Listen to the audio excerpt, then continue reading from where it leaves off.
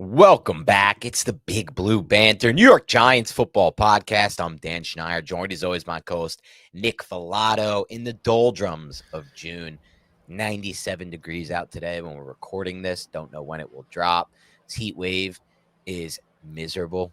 Nick, that's the only way I can describe it. It is so hot everywhere. You can't really do anything outside. I tried to go on like a little run this morning, and it was just because I've been starting my day with like a walk, jog, run thing. Just terrible. I couldn't do it. I did it, but I was sweating a storm up. So in the meantime, we're going to try to bring you some Giants content. I know it's been a while, probably maybe our longest break ever between podcasts, but fact of the matter is it's June. Nick and I aren't really in the business of forcing content. We don't want to just, do things to do things. That's kind of been our goal with this podcast since the start of it. I think Nick and I have always been on the same page. Like, we want to provide good content, good analysis on things that we don't just repeat ourselves on or, consider fodder. So today, this is not a serious thing that we're breaking down after giving that little intro, but it's a fun thing. It's something that I think could spark some decent conversation other than like at minicamp practice number 3, Jackson Dart threw a 5-yard out and it was a touchdown to Juice Wells or whoever the hell it would be a touchdown to. So we're going to go over some stuff today. And then as we move forward, we'll have some different ideas. I would say this, Nick, I haven't discussed this with you, but I would say this to the audience. If you have any fun ideas or things you want us to cover or content until training camp, put in the comments. Let us know. Give us some ideas. I'm not above that, Nick. I am not at all above that. I don't think I would love to crowdsource ideas. And it's not like, dude, I can come up with a bunch of different ideas that you and I can do. And our schedules have been all over the place. And there are a lot of ideas that Dan and I want to discuss with everybody. But if I could crowdsource to the audience and then have a bunch of them like the idea, then I would absolutely love that. Get them involved. This is collective over here, ladies and gentlemen. This isn't just about Dan Schneider and Nick Filato. It's about the Big Blue Banter family, baby. Yeah, so if you guys have ideas that you like, that'll give us a better idea of what to cover. Obviously, this is only just up until camp. Once camp starts, we'll have the normal content you've been getting every year for the last 4 years. It's going to be constant, everyday type of stuff. It's going to be fun. There's actually stuff to cover.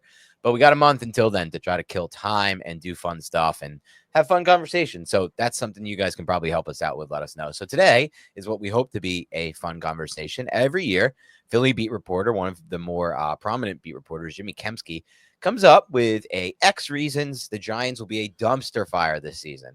Jimmy has been hitting the last few years, last several years, Jimmy, except got a high batting average, that Jimmy. Guy's just hitting. But, some of it seems in jest. Some of it seems like pot shots at the Giants that we're not huge fans of. And ultimately, our goal today is to go through each one of his reasons why the Giants will be a dumpster fire in 2025 and assess if we think there's validity to it, if we think it's fair, and then kind of unpack the case for how he could be wrong and how the Giants kind of avoid being that dumpster fire. So, Nick, without further ado, let's get into Jimmy's 10 reasons the Giants will be a dumpster fire. And let's fire back at Jimmy and say this, Jimmy, are you actually right? Do you actually will you actually be correct in these assessments? So let's start with this one. His first reason why the Giants will be a dumpster fire, Nick, is one, how the hell, and these are Jimmy's quote words, not mine, how the hell did Brian Daboll and Joe Schoen keep their jobs? And he puts a clown emoji next to it. 2 clown emojis, not just one. 2. He wanted that clown to have a clown friend because both Brian Daboll and Joe Schoen right here are clowns. That's what I think he's going for. I think so. And look, I'll give the gist of his argument and then we can break it down. I'm not going to go through each one of his points, but the gist of this bullet point is the point differential and the record that Brian Daboll and Joe Schoen have had during their tenure. So that's all stuff that's happened in the past. And the decision to give Daniel Jones $160 million. That is really the gist of where it's at. And then the third aspect of why he thinks this regime it's ridiculous to give this regime an opportunity is their player movement and their player decision and their personnel decision. So decisions like letting Julian Love walk, Xavier McKinney, and Saquon Barkley. And then some of the contracts he's given out in the trades, Darren Waller, he puts Bobby Okereke in there, John Runyon, players like that. He said Joe Schoen is batting 0.037 in his personnel decisions, according to Jimmy Kempski. And then the fourth bullet point that I want to mention that he brings up for why they don't deserve to have kept their job is Joe Schoen's track record in the draft, given how much draft capital he has had. And I thought he did a good job actually breaking down the immense amount of draft capital that Joe Schoen has had. So any thoughts on, let's go scale, maybe we can do scale of 1 to 10. How valid is this point? He also brought up how the Giants should have considered Michael Penix, J.J. McCarthy, and Bo Nix as their new franchise quarterback over selecting Malik Neighbors with the state of the Giants quarterback position last year. So if I were to give a grade to how accurate this is, I would say it's a strong 8.5. Like, these are all reasons why you and I wanted the Giants to possibly go in another direction earlier this offseason. We thought that Joe Schoen and Brian Daboll just did not do enough. Now, I just think John Mara, the owner of the New York Giants, has a special relationship with Brian Daboll and Joe Schoen, and there were not other options on the table. Right. And people within the Giants locker room weren't out on the coach and the regime yet. I think there was still some, I don't know if pride is the right word, but there's still something in the locker room that says these guys have not quit on this coaching staff yet. Let's run it back. Let's try to see if we can do something and get Brian Daboll the quarterback that he actually selected, because I'm not 100% certain that he really wanted Daniel Jones. That might have been more of a Joe Schoen thing, and I think these two are just linked at the hip. But with all that said, I think what Jimmy is laying out here is pretty accurate and pretty on point. What about you? Yeah, just thinking about individually and some of the points you just made, Nick, I'll say this. My overall assessment, like, I'll finally make this point, and we don't have to, we've talked about this a lot, and a lot of the stuff, it's just that time of the year, we're going to repeat some things. But my final assessment is this. You win the playoff game against the Vikings. The fan base is all in on you. John Mara loves the quarterback as a person. I don't really ultimately think there was much opportunity for Joe Schoen or Brian Daboll to move on from Jones after 2022 and say, like, let's go with Tyrod as the starter for 2023. With that said, there was opportunity, I believe, and leg room for Joe Schoen to do a better job in negotiating the contract with Daniel Jones, not letting his agent get that injury guarantee in there, not letting his agent tell you that he's a $40 million quarterback, and instead being like, all right, we'll make him prove it again, and maybe not franchise tag him, because then, or maybe franchise tag him. And what would that require? It would require you to bend your position on paying running backs, because that's what it would have taken, because I believe that John Mara would not have accepted the Giants walking into 2023 without both Jones and Barkley on the roster. The only way to have done that would have been to sign Barkley to a contract that Joe Schoen does not agree paying running backs, and to franchise tag Daniel Jones. So that's where the mistake was made. And I think, as you laid out, Nick, my ultimate decision on all this was that Brian Daboll was never really on board with Daniel Jones. He crafted a kind of offense in 2022 that sort of worked for him, even though he really wasn't good, and the passing was horrible, and he was 3-7-1 in a stretch and horrible against the Eagles. Like, it was an overrated kind of offense, but it kind of worked, I guess, sort of, against really bad defenses like the Vikings and stuff like that. But ultimately, as we went forward with that marriage, as you discussed, I don't think going into last year, 2024, Brian Daboll was at all on board with Daniel Jones as starting quarterback. I think that was kind of a disconnect, and they've reconnected, I think, Schoen and Daboll, over the fact that A, they can move on from this guy, and B, they can restart with Jackson Dart. But I think there was a disconnect there. I think you're right, and it could be one reason why we saw Joe Schoen go with Jackson Dart over maybe other quarterbacks that he might have been higher on. And I know I'm kind of taking a little bit of liberties there, because I don't know. I'm speaking out of my ass a little bit here, but just trying to read between the lines. Brian Daboll was a pure Jackson Dart guy. And I'm not saying Joe Schoen wasn't, but Joe Schoen, there seemed to be some reports that he was more in line with some of these other quarterbacks. And Daniel Jones, he was like, last season going into 2024, I'm assuming that Joe Schoen was like, hey, this is our guy, and then we'll bring in Drew Lock. Hey, we got Drew Lock here.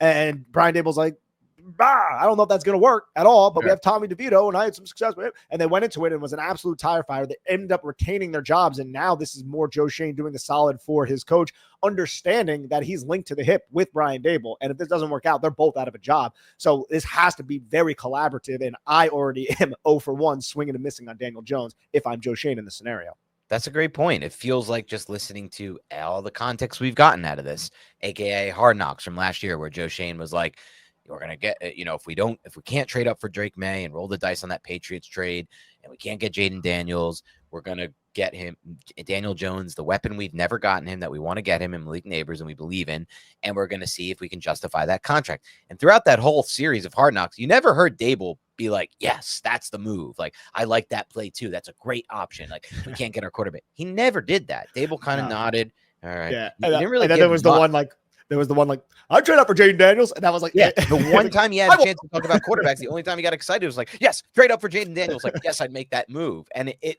really showed to me at that point that if that was my lowest point with Joe Schoen, to be honest, Hard Knocks, because he felt like a used car salesman in a lot of ways. But I will say this, moving forward past that quarterback stuff, and I agree with you. I really do think, Nick, you're onto something with Joe Schoen had to take a little bit of a step back with his quarterback stuff. And Brandon Brown appears to have too, because I think they both wanted Sanders. And they had to kind of defer to Dable on this, which kind of makes sense because it's like maybe that was part of what John Mara said in retaining these two. Like, listen, we went in with it your way, Joe. When it comes to the quarterback position, it didn't work out at all. It was an absolute tire fire, your decisions. Everything he did at the quarterback position, Joe Schoen was wrong. To let Tyrod Taylor walk, to never get Tyrod Taylor a chance to start, to make all those concessions for Daniel Jones, the $160 million contract, that letting him start 2024 with no competition at all outside of Drew Lock. Everything he did at quarterback was wrong, Joe Schoen, literally across the board. And then we go into this offseason, and it feels like every decision they made at quarterback was tailored to Brian Dable. Brian Dable wants to throw downfield and have an offense that targets downfield. Sign Russell Wilson, sign Jameis Winston, draft Jackson Dart. It feels like they've taken a step back, Joe Schoen and Brandon Brown and those guys, and deferred to Dable.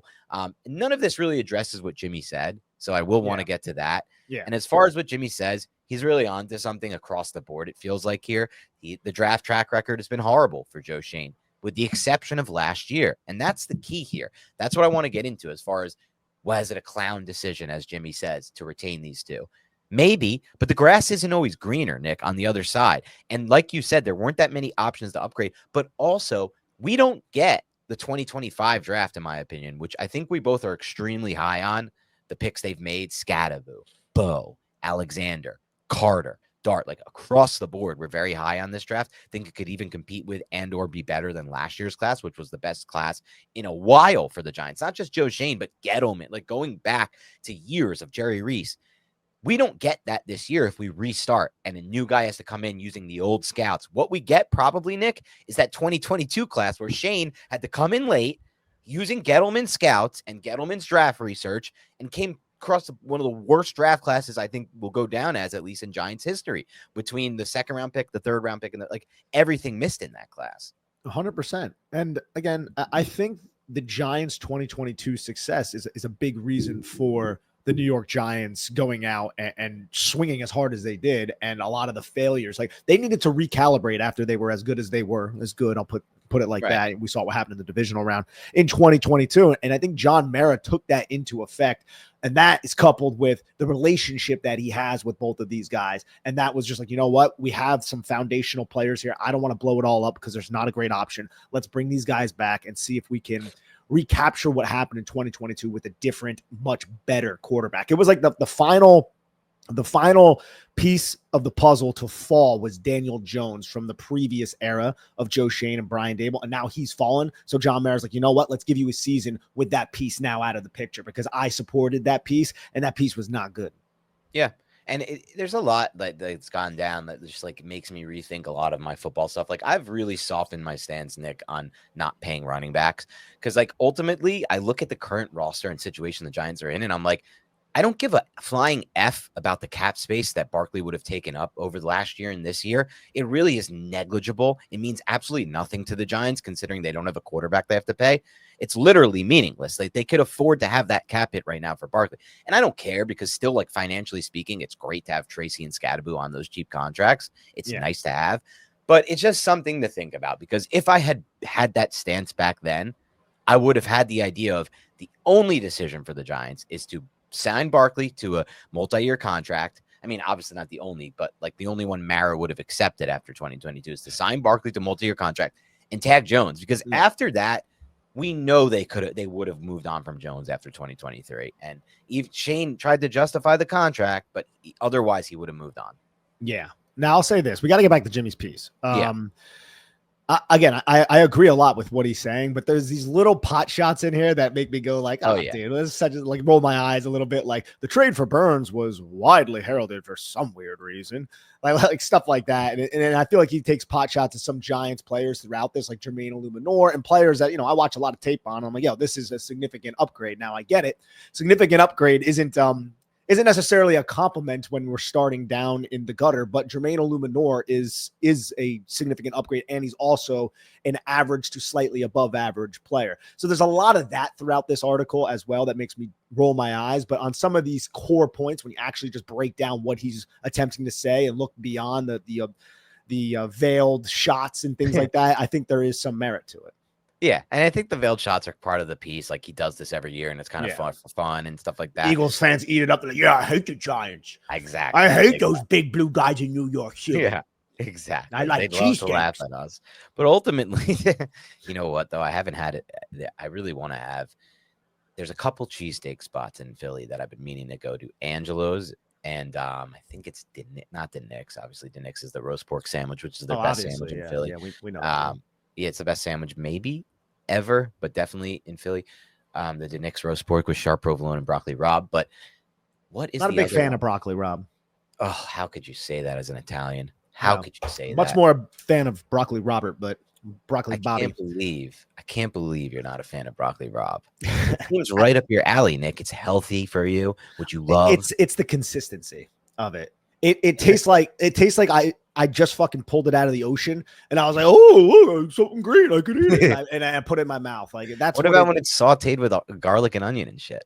I think it's not necessarily the taste that I don't like. And I you know what? And I want to re-say this. If I had broccoli rabe at like a Michelin style restaurant, I think I would like it. I just think it's done at so many places that are like low quality that I'm forced to eat at due to whatever reason, and then I have it, and I'm like, this shit sucks. You know, like did your mom never cook it? Not really. No, my mom wasn't. My mom would nail it though. She is the quintessential Italian mother. Yes, right. That's why I was guessing if she did broccoli. Probably didn't do broccoli rabe growing up. It's an acquired taste. But back to the topic here. I don't know why I got into that. And one more thing, just a side note. Kudos to anybody in the comments who can call out what album this is, from what album cover, and what band this is. This is the album that got me into this band. This is my favorite living band, I would say. My favorite band that's still alive. Not my favorite band of all time, my favorite living band. I don't know over time if this is still my favorite album by that band. There might be an album that came right before it that I think overall I have to say is a little bit better, but this is probably still. This is the one that got me into this band. So anyway, that was excellent for the three people who know what you're talking about. There are some fans of this band in the comments. We've discussed it before. You'll see it's more than 3. Anyway, on to point number 2. It's like 4. But on to point number 2. This is a good one by Jimmy. So I have to assess what I'm doing as well. You gave an 8.5. I will give a 7.5 on that one, only because I think that this class 2025 would have been terrible if we had just fired everyone and went to new scouts. And the 2024 class too. Like there's no acknowledgement of that in there. Or true. Anything. Yeah. Good point. Good point. Hello, ladies and gentlemen. Look, we all love to work out. The summer's coming around. You want to look good in your bathing suit. But in order to enhance your workout, you want to go and use MitoPure from Timeline. This is a great product. When I started using it, it makes me feel stronger, gives me more energy. I recover quicker. You know, I'm in my 30s. I still have the energy to work out. And if you want that energy, you really should give Timeline's MitoPure a shot and work it into your routine. This, the great year of 2025, is your year to be the best, most energized, most revitalized you. MitoPure promotes cellular renewal and mitochondrial health to address common signs of aging at the root. MitoPure is the research-backed innovation that unlocks your fullest potential. Timeline is offering 10% off your order of MitoPure right now. So go to timeline.com/banter. It's timeline.com/banter. That's TIMELINE. And there have been some personnel decisions I think are good. Brian Burns, I think, is a good personnel decision. It's going to take time to prove that. I think this would be this guy's. Oh, sorry. No, go ahead. I was just laughing because this guy's use of emoji. It's just like, it's funny to me. Like he has emojis all throughout this, and it's just seeing like, you know, somebody who's presumably in their 40s or 50s write an article and just have like emojis all around it. Is that like not like, I don't know, like a little weird? Or is that like too? Is that weird for me to say? Like I don't know. Like that's just my weird for you to say. It's like manly testosterone. I'm a man thing to say. I think. Is it like that? It is like that a little bit. I use emojis Okay. a lot in text. Call me what you want for it. But I feel like just the idea of like calling somebody something or thinking of somebody as being something because they use emojis to me is a bit like a manly man type of thing It that is. I've just never been about. I Like, but just it's think it's okay. more like I respect. I'm a millennial. I don't necessarily associate it too much with like manly stuff, but Yeah. I guess it's part and parcel with this. It's more like an age thing, I think. Like Maybe I'm a it's millennial, immature to but use like emojis. like I'm a millennial and I'll use emojis, like the crying emoji or whatever, like with Yes. friends in a group chat. When Yes. I don't think I've ever like used like, oh, this guy's a clown, and then I put like the clown emoji. I've Like that's a definitely thrown some little clown stuff into. I've definitely on Twitter and stuff. okay. I Okay, so like emojis. we're separate here then. Yeah, we're Yes. separate on the emoji train, despite being in the same millennial age grouping. But I do like emojis. I think they get across something that I'm trying to get across that the words can't just fully get across. If Okay. that makes any sense. No, it makes sense. Yeah. Let's go to point number 2. I'm giving that a 7.5. This one, I mean, like, look, this one, it's going to be tough to evaluate. I'm going to be curious about your number because I just don't know how much. My argument is that it doesn't necessarily apply to why they'd be a dumpster fire in 2025 while also being true. So it's 2. Most of the 14 losses the Giants had in 2024 weren't even close. And he describes it as, look, 8 of the Giants' losses in 2024 were by 1 score, 8 or fewer points. And that's something Joe Shane referenced, by the way, at his bye-week, media session last year as to why they're making forward. But then he broke that down so well, Jimmy, and he said, if you look at ESPN's win probability graphs in those losses, despite the fact that the game ended in 1 score, the Giants never really had a chance in almost all of them. So it's not like if we got a break here or there, we could have been blah, blah, blah, blah, blah. It's more of just like the Giants were a horrible team that wasn't even really close. And then in some of the games, they cut it to 1 score with bullshit in the fourth quarter. Yeah. What are your thoughts on this one? Yeah, he's right. Yeah, I agree. Like okay, we can move on to the next one. It's pretty simple. Yeah, that's fair, but I'm giving it only a 6 because I don't think it predicts what's going to happen in the future. That's why this is a stupid point. This is whole argument is supposed to be about why the Giants are going to be a dumpster fire in 2025. I guess you could say based on last year, they weren't really close. They're not that close. That's his argument. To be honest, he needed 10 points and he couldn't think of probably other points. Maybe. I mean, there's plenty of points. Don't get me wrong. This is not me shilling for the Giants. There are a lot of points, but he just needed another point. And he was like, let's just reflect back on last year. This should have been a sub point to his first point. Yeah. That would have made sense. Like, it's not even like this should have been like a paragraph in his first point. Agreed. But instead, he made it a paragraph as a second point because he needed 10 points because no one wants to read an article that says 9 reasons why the Giants are a dumpster fire in 2025. No, you need that 10th. You need that 10th, and he figured it out. He found a way. But I mean, it can be somewhat predictable what's to come past season says, but this team really feels a lot different than last year, and in so many ways, the talent they've added, and hopefully with the quarterback upgrade. I don't see any way the quarterbacks can't be upgraded from last year. Number 3, though, that leads us to the next point. He says they still don't have a quarterback they can feel great about. So first he goes, taking shots at Jameis Winston for his interception percentage. Then he goes into Russell Wilson, talking about how he was 21st in EPA per play. And he had his worst season as a rusher from a yards per carry standpoint. And then with Dart, he doesn't really give much context or insight into Dart at all, really, it feels like. And then his last point about why we're, and this one doesn't really make sense at all, I don't think, Nick, as far as like his point is they still don't have a quarterback they feel great about. And then he talks about how Daniel Jones still has $22.2 million dead cap against the cap this year, which doesn't really impact this point at all, I don't think.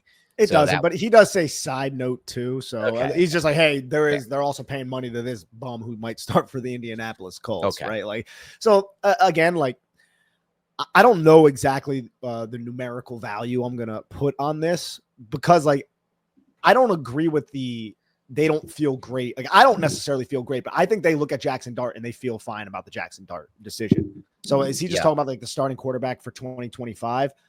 Maybe I'll give this like a 4.2 or something. Like I think they're comfortable with where they're at, and I also think the best way to come up with a well-rounded heuristic on this is to like be like, where were they last year? How much did they improve? What were their options last year? And how did they take steps to improve on this position group? And to me, even though they're still not in a great spot, that is I would say it's pretty substantial what they were able to do. They drafted a quarterback, something that this regime has not done in the first round.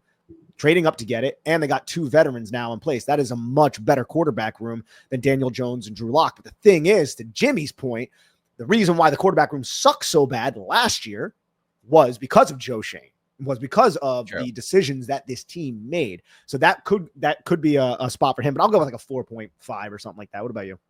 Yeah, I mean, as far as the point, you broke it down well. Maybe a 3-3. They feel good about their quarterback situation. As far as will this quarterback situation lead to a dumpster fire in 2025? I think it's fair to say 5. It's possible Russ is done. He's a year older. It's possible he's not a good quarterback and he's holding them back. It's possible Jackson Dart is not ready to be a successful NFL quarterback at this point. And it's possible Jameis Winston can't do that either because of his penchant for throwing interceptions. With that said, Nick, I would argue at least 66% of NFL teams don't feel great about their current quarterback situation. Some may feel inflated about it. The Vikings, the Falcons, we have J.J. McCarthy, we have Michael Penix. I don't think that's so much different than having Jackson Dart, to be completely honest. We saw like 3 games of Michael Penix. 1 game was against the Giants defense, which was horrible by the end of the season. And there was another game, I forgot who, against another broken defense. And people are just projecting off of those 3 Penix starts. As far as J.J. McCarthy goes, we literally haven't seen him play an NFL game. And I would argue, and Nick, and you could kind of touch on this and where you feel, I felt like he had worse tape in college than Jackson Dart. That doesn't mean I think he was a worse prospect because he has some tools that Jackson Dart may not have, but I felt like the tape was not that great, to be quite frank, on J.J. McCarthy at Michigan. Part of that is the offense. Obviously, it's hard to evaluate when Jackson Dart has that beautiful looking offense with the open receivers, but exactly. Yeah. I don't know if I'm willing to say that per se. I liked J.J. McCarthy's tape. It's just he wasn't the catalyst to that offense. That was a Michigan offense that was built around running the football, setting up the play action. And I don't like calling people a game manager. I think it's lazy. But I can see why someone would say when you go and you face Michigan, it's not necessarily J.J. McCarthy that you're fully oh my God, I got to play this guy, right? That's just because Michigan was such a powerhouse program. But that, I don't know if that should be held against JJ either, because they could win in other ways. They didn't need him to do all that much. It was much more spread out. The responsibility and the burden of winning and putting points on the board was spread out because they had such a good program. It didn't all have to fall on the plate of JJ McCarthy. But when we're talking about arm talent wise and things of that nature, I liked Jackson Dart's arm overall better than JJ's. Although I think JJ, I like JJ McCarthy. I'm pulling for JJ McCarthy. But so that's probably what I would say about that. And he has the perfect scenario to break out with that Minnesota Vikings offense. It's the best situation for any quarterback. It's the best situation in the NFL.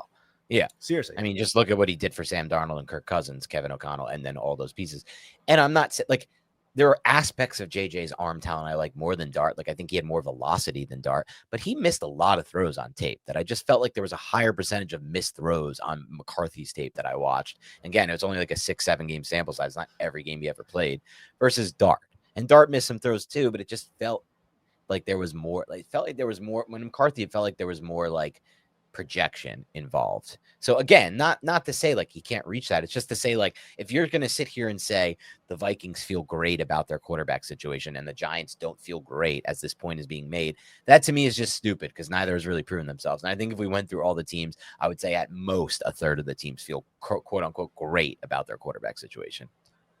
There's this note in this section by Jimmy that I feel like we should acknowledge. And he says, and on a side note, as long as we're talking about the Giants free agent quarterback signings, remember when they signed Drew Lock last year? Well, he canceled out the comp pick the Giants would have gotten for losing Saquon Barkley in free agency, according to Over the Cap. That's annoying. Really annoying. Yeah. Yeah. So Jimmy's got some good nuggets in here, man.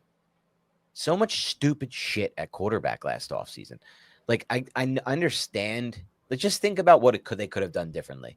They could have signed Russell for $1.5 million, and he was cut, so that wouldn't have been against the compensatory cap pick. Easy. That's the first thing they could have done. Or they could have just convinced Tyrod via money, move some money around, dip into the future cap that doesn't even really matter because you could just keep pushing it down like the Eagles do, and just convince Tyrod, look, you're going to have a real shot to start this year. Jones was horrific on tape in 2023. You were very legitimate and very obviously better on film than him in 2023. It was obvious that to people who don't even follow, it's obvious to anyone who watched the tape as analysts outside, people who watched the game as fans, and they didn't do that. But that also would have been a player who wouldn't have counted against the compensatory cap formula because it would have been a re-signing. Instead, they signed a free agent like Locke, who wasn't not cut. good. Who's not good. and then canceled out a 4th-round pick they would have got from Saquon Barkley. It's crazy. It's tough. It's a tough pill to swallow. On a side note that has nothing to do with this, have you ever played the video game Turok?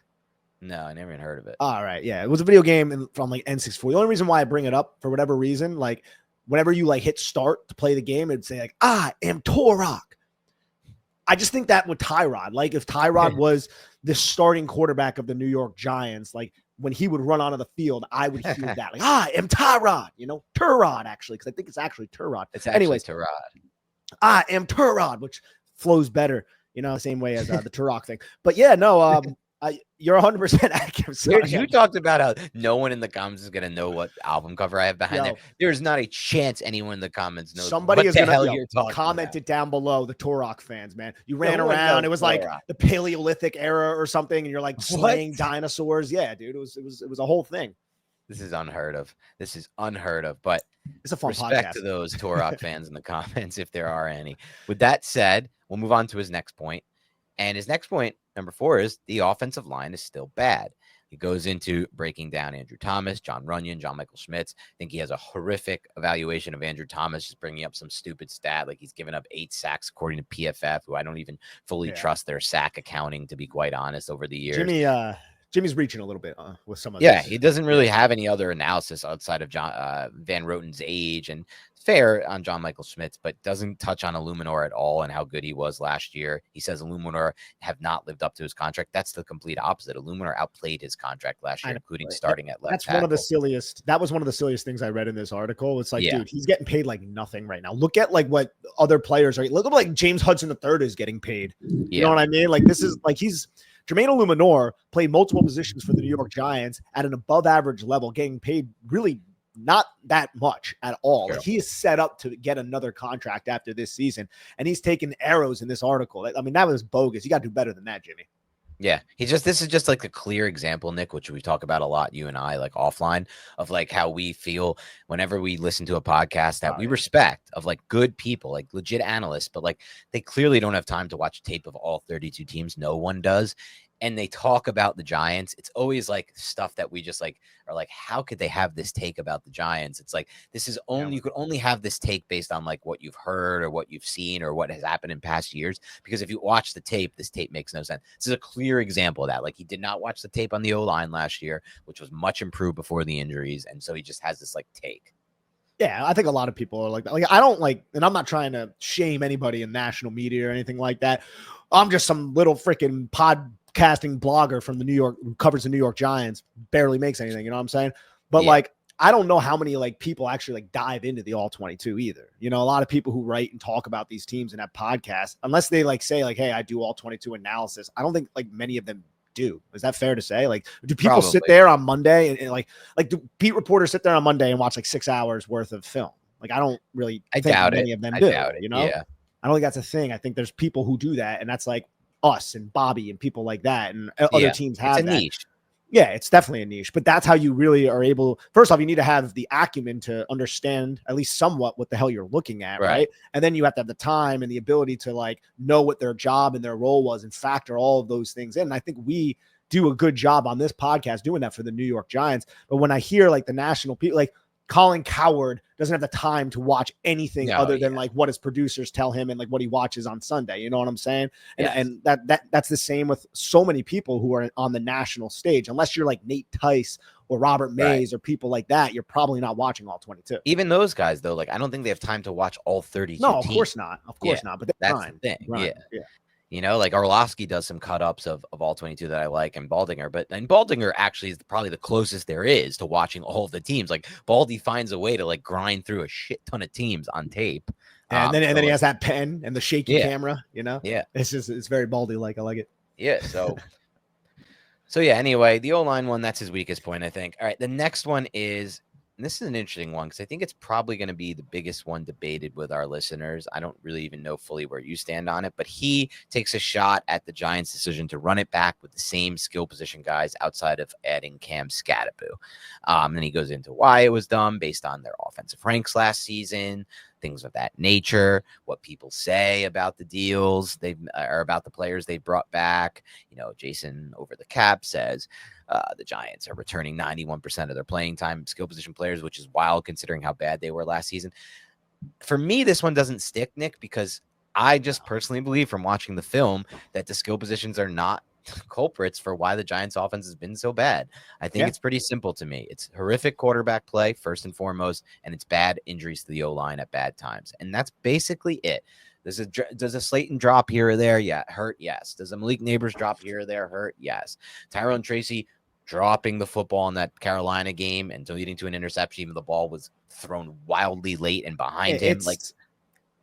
It's a silly point. Now, 4 of the players who are mentioned here are either first-year players or rookies, or they have 1 year. They're young players who are ascending. Malik Neighbors, Theo Johnson, Cam Scadaboo, and Tyrone Tracy, right? And then you have Darius Slayton, who we just brought back, who, I mean, you watch the film, he creates a shit ton of separation. Yep. Yeah, he drops the ball sometimes, but he's a solid receiver to have. And Wan'Dale, I still think, is an underrated player who does all of the little things correctly.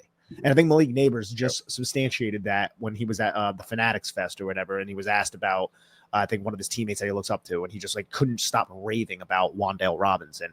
And that's something that you and I have talked a lot about. Yes, he's limited in certain respects, but he's still a talented player. I think this is an easy thing for people, again, on the outside looking in, to take pot shots at the Giants, maybe rightfully so. But at the same time, it's let's look at why these skill position players are not producing. And I think it's much more accurate, as we've discussed, that the reason why they're not producing is because of the quarterback dysfunction. And you could say the offensive line. I would say it's much more about the quarterback, though. This offense would have been able to, I'm not saying they have the best receiving core in the league, but it's a perfectly capable receiving core with young players inside of it. And I think the pot shots here are just trying to kick the Giants while they're down, and oh boy, are we down, But hey, no way to crawl back up. Yeah, you can crawl back up. There's just no way to assess skill position players if your quarterback can't get the ball out on time and accurately and with the right velocity and all the things we've talked about. Think about if you're playing Madden and you drop back to pass and you're just standing there in the pocket, standing and waiting. You have B, X. I don't play video games really anymore. B, X, Y, whatever it is, A. You're just standing there. You're standing there. You're standing there. And you finally decide to throw to B.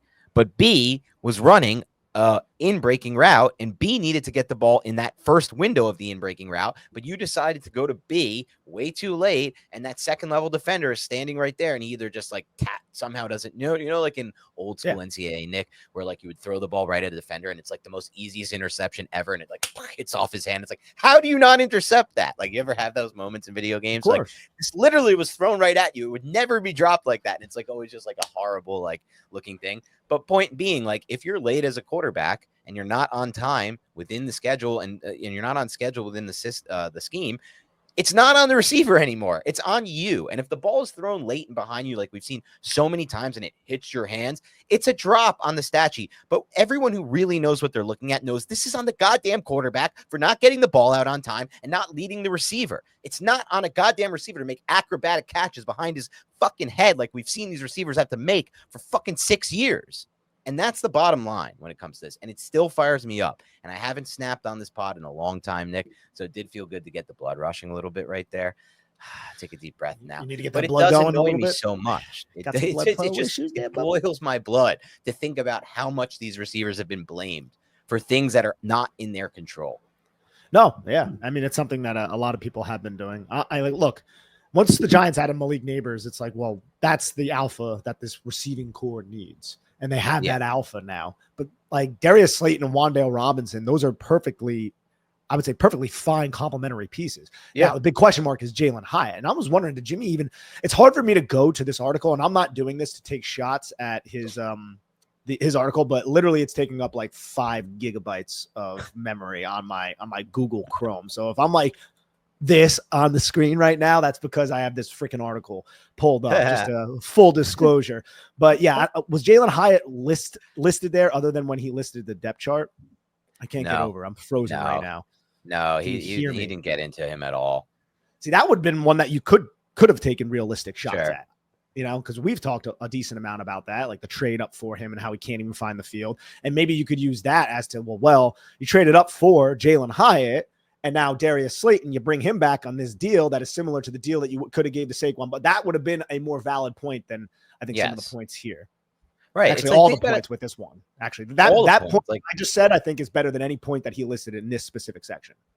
Yeah. Not to mention, like, just understanding football. Like, think about all the explosive plays in the passing game the Washington Commanders produced last year with guys like De'Ami Brown and Zach Ertz, and your number one being Terry McLaurin, not Malik Neighbors. Like, you can legitimately just understand football in a better way and understand that, like, if De'Ami Brown and Zach Ertz can have 100 receptions and all these explosive plays, and who else did they get involved there? The bunch of guys. Then obviously Darius Slayton, Wandale Robinson can, if those guys can, and Theo Johnson can. If a 38-year-old Zach Ertz is out there catching 100 passes, like, it's obvious that the quarterback is the culprit for this. And so, like, just to blame these guys, it just feels so lazy to me. And it just, I'll never like it. I'll just never understand it. It happens all the time in sports, Nick. The wide receivers always get more of the blame than they deserve, in my opinion, considering that I just really believe most of a passing game is on the quarterback staying on time. Yeah, I mean, it's a big part of it. Let's go into point number 7. Their run defense. No, we skipped 6. We skipped 6, which is a good point. All right, 6 is, I'll talk it since is your computer working? Can you hear me? No, my bad. You just froze up a little bit. You there? Can you hear me now? I'm not editing any of this out, by the way. Yeah, so I can hardly access this site right now. So okay, you just X out of the site, Nick. I'll handle the going over the points because it's not slowing me down. Okay. All right, you can just X out of that so your computer recovers. And I'll say this 6 point is this offense never produces big plays. He says, you know what? One of the fun things about football is when your offense makes a big pass play. Giants fans don't seem to get any of those. And he goes over our 20-plus yard pass plays in the NFL rank. So 2024, we had just 34 of them. Dead last. 2023, we were tied for 25th, and he puts a little like celebration emoji as if that's been the best they've been in the last 6 years. But the problem with that is in 2023, when we did go tied for 25, we had Tyrod Taylor really be the culprit for all those. Tyrod Taylor, in his stretch of starts with the Giants, led the NFL in explosive pass rate, this exact stat. So if you took out all the Tyrod Taylor explosive throws from that year, we probably would have been dead last again that year. I'm sure we would have been. I bet if you filter it out, we would have been, considering he was 8% and led the NFL during his stretch on a per snap basis.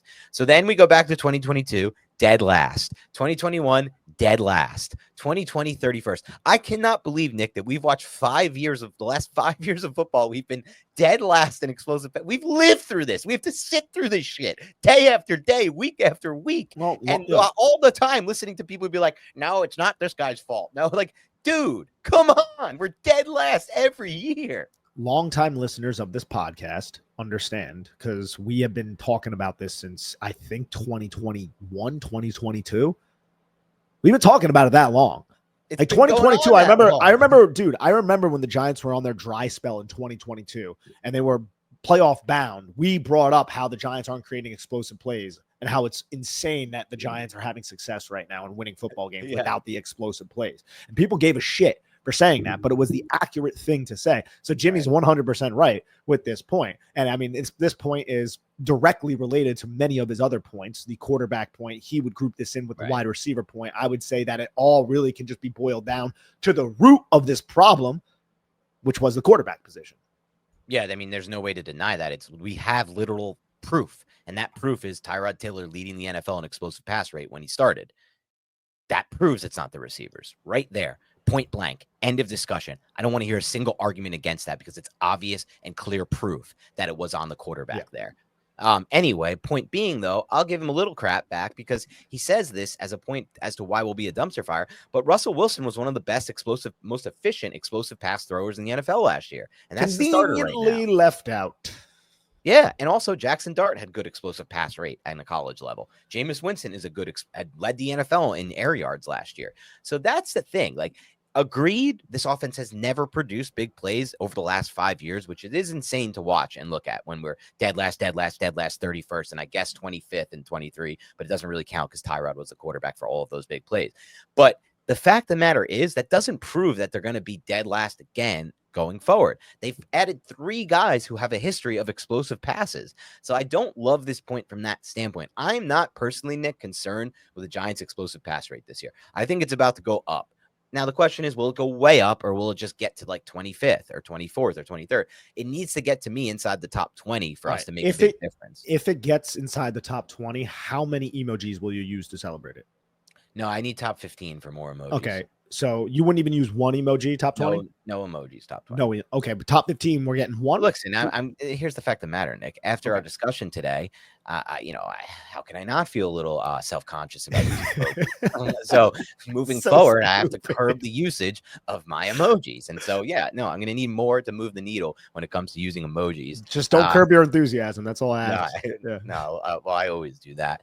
But listen. This one, I'll give him a 7 because, again, he does a good job recapping what has happened, but not necessarily a good indicator of what will come. That goes into our 7th point, which might also fit into that billing, Nick, and it's the run defense still stinks. And he talked about they've been 26th in run defense last year, 29th the year before, 28th the year they made the playoffs, and 25th. Really bad stuff. He goes into making fun of how, like, on Hard Knocks, they talked about how the whole point of hiring Shane Bone was to improve the run defense. He talks about how they allowed the second most 20-plus run yards last season, 19 of those, and the most 40-plus yard runs, which I kind of feel like was moments of defense not only just giving up on the game, but just feeling worn down by the whole season and the process and the injuries and everything of that nature.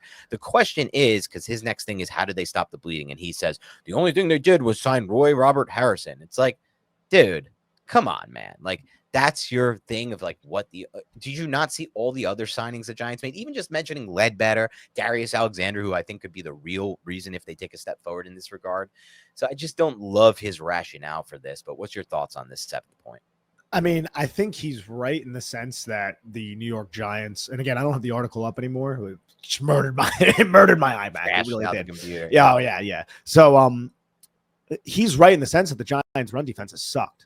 It's sucked for a little while. Now, this was a transition into another defense where we said the run defense was going to suck even more because Wink Martindale, even though the numbers at the end of the year weren't great, Wink Martindale in 2023, once Bobby Okereke was added after the 2022 season, which was disastrous, the defense did solidify a little bit, but there were games that ended up going bad, Yeah. But overall, I think his overall assessment is correct. It's just the whole what'd they do to fix it? Just Roy Robertson Harris is silly. I mean, they drafted, I know Abdul Carter isn't going to help this, but they added him to the front, which will keep other edge defenders. He had a lot of plays fresh, 100%. Chauncey Golston, Darius Alexander. There's a decent amount. And then all the depth pieces that we talk about. I still wanted another defensive lineman, a veteran defensive lineman to add.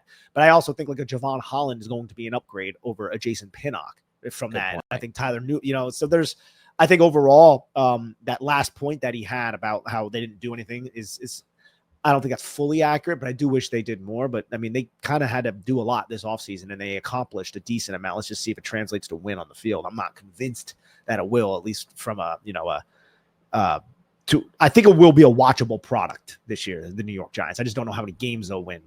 That's kind of where I'm at.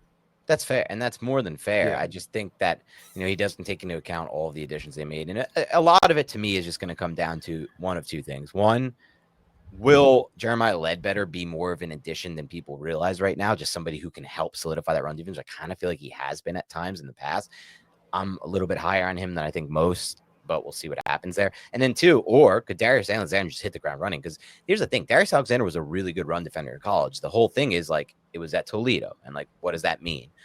There's going to be, he's not going to face the offensive linemen he's going to go against are just nowhere close to what he's faced at Toledo. And he did face an upgrade of offensive linemen at the Senior Bowl, but even those are just a bunch of would-be rookies that would also not be the best of what he's going to see and probably the worst of what he would see as a rookie. So it's a bit of a stretch on that front, but they have done enough, I think, to give them a shot there. Yeah, same here. What's the next? Next one is the pass defense was arguably even worse than the run defense last season. This one, I'm got a lot of bones to pick with this point. One, his whole argument is that they're going to be a dumpster fire this next year. Why are you talking so much about last year? 2, he brings up 4 of the dumbest stats that showed. He's opposing quarterback rating was 30th in the NFL. Well, part of that, and then he says interceptions only 5, 31st. this is what you're using to determine pass defense efficiency. First of all, the opposing quarterback rating being 30th is a lot influenced by the fact that they don't have a lot of interceptions. So this is like using 2 points to kind of make one, 2 stats to make one. Opposing completion percentage he uses 69.4%. This is the dumbest of them all.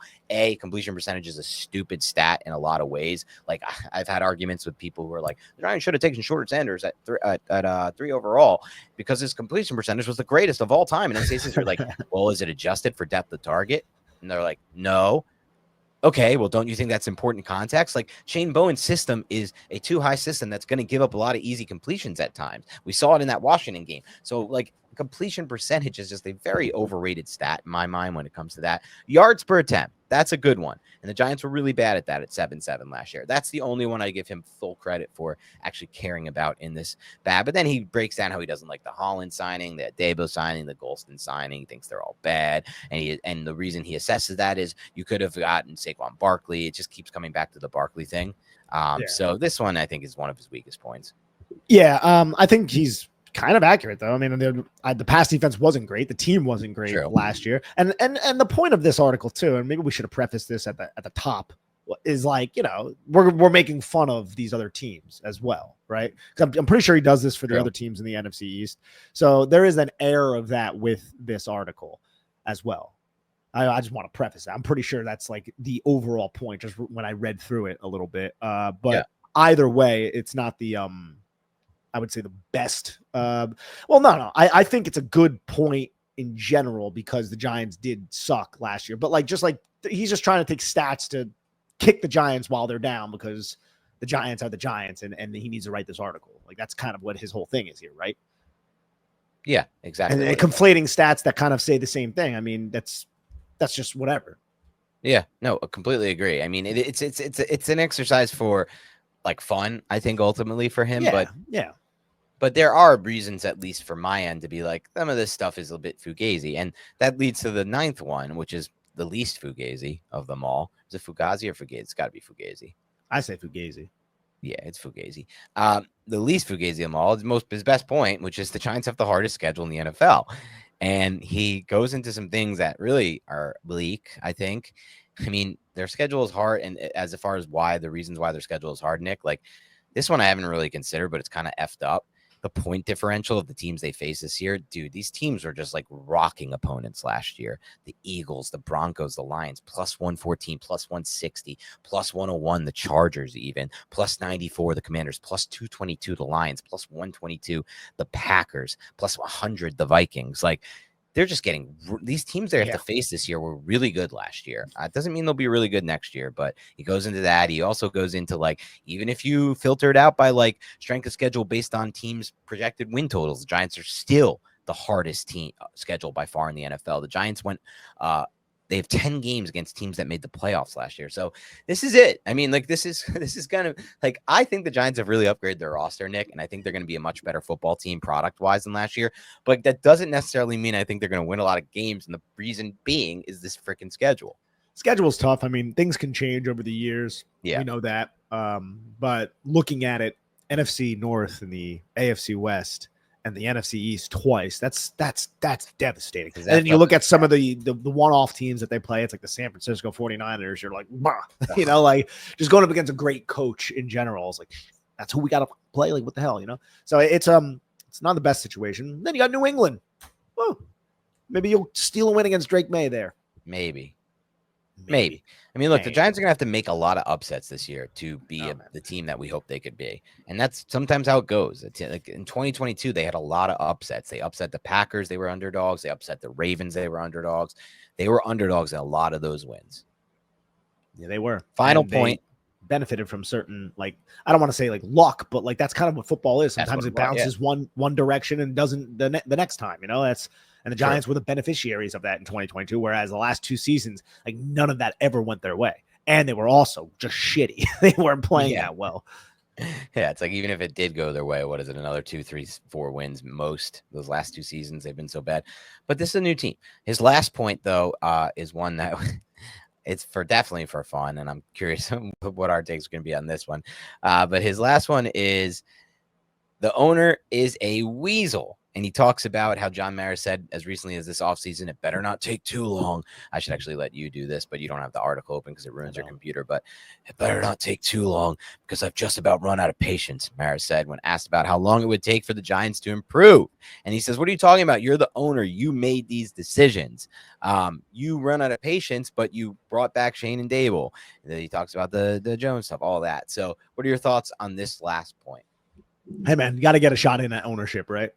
Got to get a shot in the ownership, so they takes a shot, and outside looking in, you see what he's saying, right? It's like, dude, these are all your decisions, and they're just not yielding any success. But that's what John Mara was talking about. These guys that I'm continually trusting better provide some damn success, or I'm going to fire their ass. And yeah, it's just again, like I think this whole article is tongue in cheek, and it's fun, and it's cool to banter between the NFC East divisional rivals. It just sucks when you're the Giants in this situation because we suck and the Eagles just won a Super Bowl. So that is another aspect of this that is quite unfortunate. Yeah, we don't have much ground to stand on, actually. But yeah, we rely on history that I didn't even experience, that I wasn't even like alive for. Like, we had more Super Bowls, But it's like, dude, in my last like 5 years, I've been sitting here like, oh man, I wish our roster were like the Eagles, It's true. Every fan I would talk to for that, I know that's an Eagles fan, has experienced just as many Super Bowls as I have.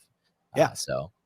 Or won just as many Super Bowls. They've experienced more, which is even more frightening to think about. I'll say this on the John Mara front, because this is such a big talking point with Giants fans on like Giants Twitter and stuff. So many fans are so convinced of so many things that they know are in their mind to be definite truths and whatever it may be.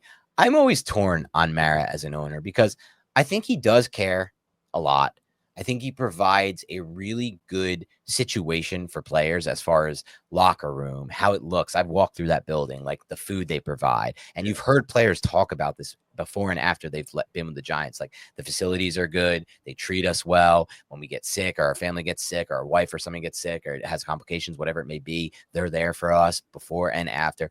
All those things, I think John Mara does an excellent job. I would say he's like a top tier owner from that standpoint. All the money that he doesn't necessarily have to spend, like we see with what's his name, the Bengals owner, Mike Brown, who just like doesn't spend that in any spot. He just cheaps out across the board. I don't think Mara does any of that. I think Mara is willing to spend to the cap. I think Mara is willing to, give out contracts and then fire people. He's willing to give out contracts to coaches, then fire those coaches in contract instead of cheap it out and let it play out, things of that nature.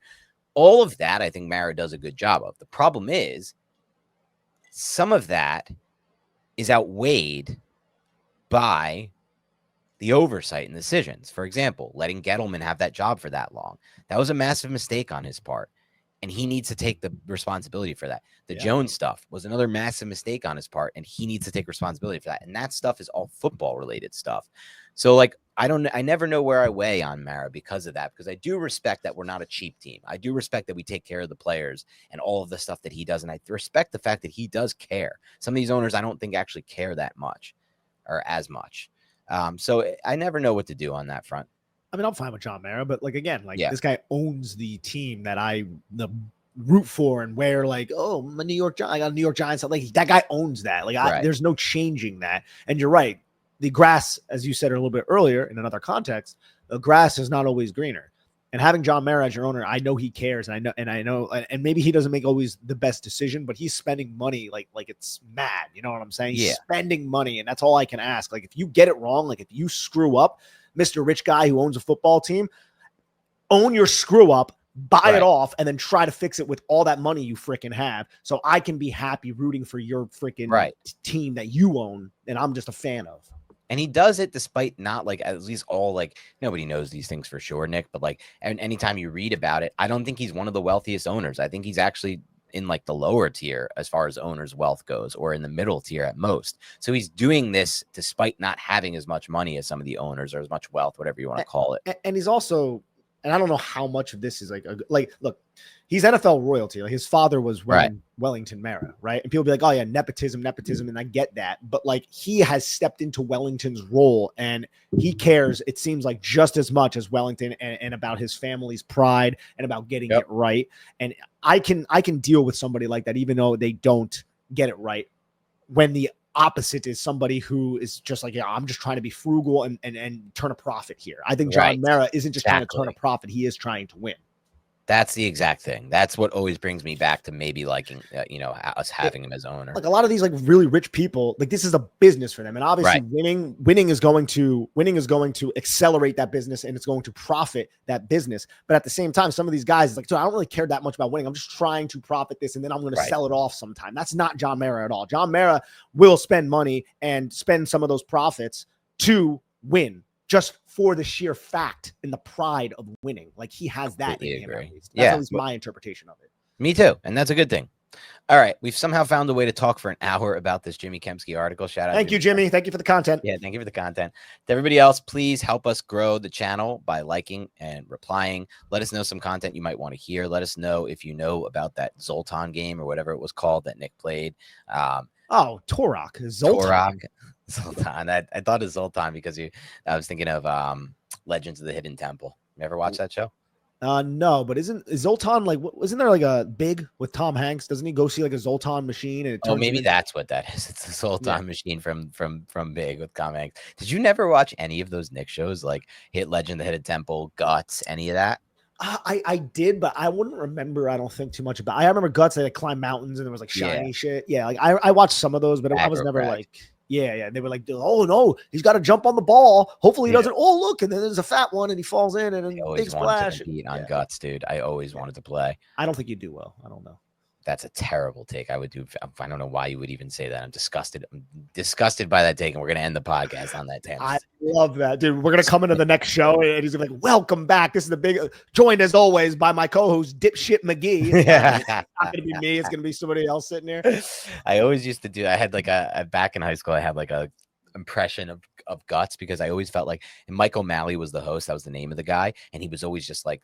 To be honest, it looked like he was just coked up every single time. So, and then they had Mo, who was like the British, announcer of the show. So it'd be like, let's go to Mo, and he's just like totally coked out. Let's go to Mo, and then it's like, yeah, Mike, Ryan carried the Agro Crack well there. What's going on? Just like. And you just come back and be like, just be like, Mo, what's going on, Mo? So I don't know. I just pulled up pictures over time. No, you're fine. I just pulled up Mo. Let's go to Mo. I just pulled up what he looks like. He kind of looks a little bit like Norm Macdonald. He does look a little bit like Norm Macdonald. I forgot about him. By the way, Norm Macdonald. Mike O'Malley. Oh yeah, that's what he looks like. Let me see if they got Mo from. All right, you know what? You should pull. We need to end this. There she is. Look at Mo. Oh, I miss Mo. All right. Is it some girl in the referee shirt? Yeah, it's the girl in the referee shirt. Well, okay, Mike. That's my British accent. It's not very good. All right. Anyway, we got to go. All right. I think she was British, maybe Australian, but probably British. All right. We got to go. This has gone off the rails. This is like 4 minutes of off the rails content. Look, it's June 24th. All right. Dude, I'm having fun. This is a fun episode. No, it's a fun episode. Yeah. It was definitely a fun episode. Hope you guys enjoyed this show. Anyway, please like the show, comment, leave some comments about what you want to hear about. As long as it's not too intensive, we'll probably hit it. Obviously, our schedules are all over the place right now, but we'll be doing our best to get some stuff out here before training camp. And then once that hits, it's all go. Anyway, have a great rest of your week. Enjoy the weather once it cools down. There's no golf during 97 degrees, Nick. Just letting you know. Wait, so you don't golf during the 97 degrees? No. What if it was 98 degrees? Would you go out there like Nick Lachey and hit the ball around? No. Because look, I like to walk when I golf. I like to walk 18, and you can't really walk in this weather. So golfing for you is also like exercise. Exercise, yeah, it's a big part of it. Not everybody's like that. That's a thing. I think. Oh, look at him. Is that him outside yesterday, Phoenix? No, that was him probably from let's see, April 13th, 2025 at 3:31:52 p.m. Eastern Standard Time. How does he do it? How does he do in the heat? He not well, I mean, like he grew up in Bulldog. Yeah, he grew up in Phoenix, right? But like I didn't take him out. We had a backyard, luckily. Yeah, I didn't take him out for like a while, because his paws would get hot, and I have shoes for him. I try to put shoes on his little feet, and he's like, "What are you doing?" He's like, "No." So he wouldn't let me do that. So I gotta like really just time it out well, or like find a shade spot, So that's kind of what I do. Yeah. Can he breathe well out there though? Not really, but I mean, he's a bulldog. He can't really breathe well when he's in my apartment, He's one of the better breathing bulldogs I've seen. He has a snout. Yeah. I feel like there's different versions of bulldogs. Yours is one of the more athletic I've ever seen. Well, he's a beast. Yeah. When I got him, his paws were gigantic. They're usually just like loafs, I feel like. Yeah, I mean, he has some loaf to him, but my dog doesn't have a neck. Like, it's just like chest and shoulders that lead up into a head with a mouth. Like, if anybody wants to see pictures, I got something. It's just like, dude, this dog is jacked, bro. The lower head, he really is jacked.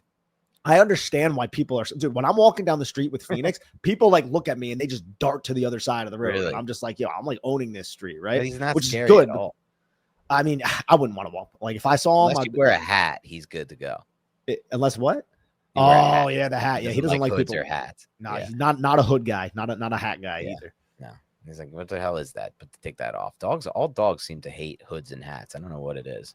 Yeah, I don't know if they can comprehend it. Like, to them, they might think that's like a part of the human. Like, you're like like you're like like an uncircumcised human, right? Like, there's a hood there. You know what I'm saying? Like, it's like, what the fuck? What happened to this guy? You know? What happened to the end of this show? I don't know. But thank you for tuning in. I had fun with that little break from the norm here. So hopefully everybody else listening, you'll support the show, liking and commenting. And otherwise, look, it's coming soon. The Giants training camp is on the way, and we're going to be hitting it hard. And I believe if it goes according to plan, pause. And I'd start throwing pauses in after these things when you give that look. Like, because then that's what the kids do now. Do you know that, Nick? The kids say, I think pause. Pause is like our generation. I don't know if that's a kid thing. Like, I was pause like a decade ago. Well, maybe not a decade. It's probably like 5 or 6. Like the pandemic, I think pause was around. I think I only recently started hearing the pause thing, but maybe I'm wrong on that. Or I just never. Maybe Gen Z. Yeah, I'm pretty sure it's been around for a little bit. So in the comments, somebody let us know. Maybe, yeah. But pause. I think the plan is for you to hit a good amount of training camp practices, right? Yeah. I'm waiting on my credentials right now. The Giants. Okay. So I got to resubmit, unfortunately. Okay. And hopefully they'll annoying. Yeah. They'll let me there. I live a little further away now though from the Giants facility. It's a little bit more annoying for me to get there, but I'll still, if I'm accepted, I'll still go. Okay, because that's good stuff. I feel like that was some of our best content we had all year. Your takes from training camp, me just kind of, spitballing off of them. So we'll see. Hopefully we'll have that for that, most likely, I think. And then we're going to just have stuff coming hot and heavy. Pause. As we hit July. All right. Have a good rest of your week. Maybe a day. I don't know when we'll come to you next, but it'll be soon. Go Giants.